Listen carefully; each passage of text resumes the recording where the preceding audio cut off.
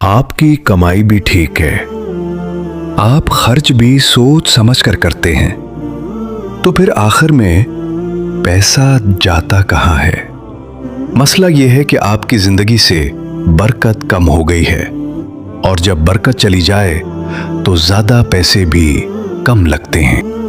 مہینے کے شروع میں جب تنخواہ آتی ہے تو لگتا ہے سب ٹھیک ہو جائے گا، لیکن مہینے کے آخر میں ہاتھ خالی ہوتے ہیں، اور پھر ایک ہی سوال رہ جاتا ہے کہ آخر یہ پیسہ جاتا کہاں ہے؟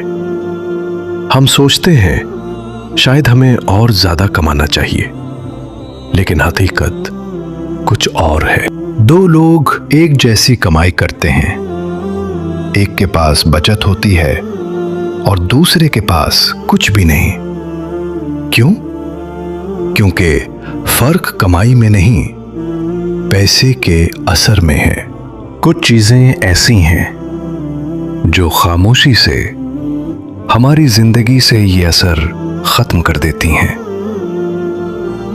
اور حیرت کی بات یہ ہے کہ قرآن میں بھی ان کا ذکر موجود ہے۔ سب سے پہلی چیز فضول خرچی۔ روز کے معمولی خرچے جو ہمیں نظر بھی نہیں آتے، ایک چائے، ایک سواری، ایک غیر ضروری چیز، اکیلے کچھ نہیں لیکن مل کر سب کچھ لے جاتی ہیں۔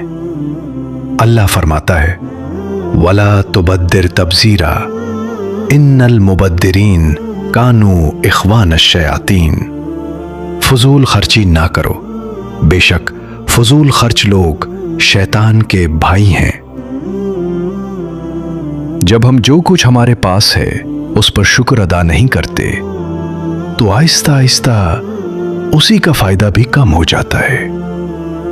لَإِن شَكَرْتُمْ لَأَزِيدَنَّكُمْ، اگر تم شکر کرو گے تو میں تمہیں اور زیادہ دوں گا۔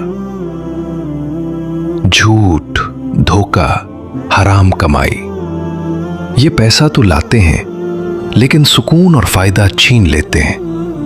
وَمَن يَتَّقِ اللَّهَ يَجْعَل لَّهُ مَخْرَجًا وَيَرْزُقْهُ مِنْ حَيْثُ لَا يَحْتَسِبُ، جو اللہ سے ڈرتا ہے اللہ اس کے لیے راستہ نکالتا ہے اور اسے وہاں سے رزق دیتا ہے جہاں سے وہ سوچ بھی نہیں سکتا۔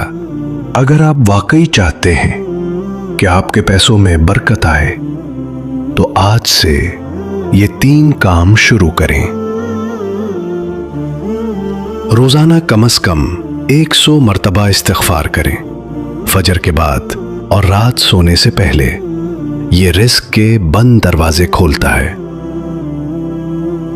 چاہے 10 روپے ہی کیوں نہ ہو، لیکن روزانہ کچھ نہ کچھ صدقہ دیں۔ آج سے اپنے خرچ لکھنا شروع کریں۔ جب آنکھیں کھلتی ہیں تو عقل بھی آتی ہے۔ ایک آسان اصول ہے جسے 50/30/20 رول کہتے ہیں۔ اپنی انکم کو 3 حصوں میں تقسیم کریں، 50% ضروریات، 30% خواہشات، 20% بچت۔ اگر آپ 20% نہیں بچا سکتے تو 5% سے شروع کریں، لیکن شروع ضرور کریں۔ آج سے ایک فیصلہ کریں، استغفار کریں، صدقہ دیں اور خرچ کا حساب رکھیں۔ 30 دن مسلسل، پھر خود دیکھیں اللہ آپ کی زندگی کو کہاں سے کہاں پہنچا دیتا ہے۔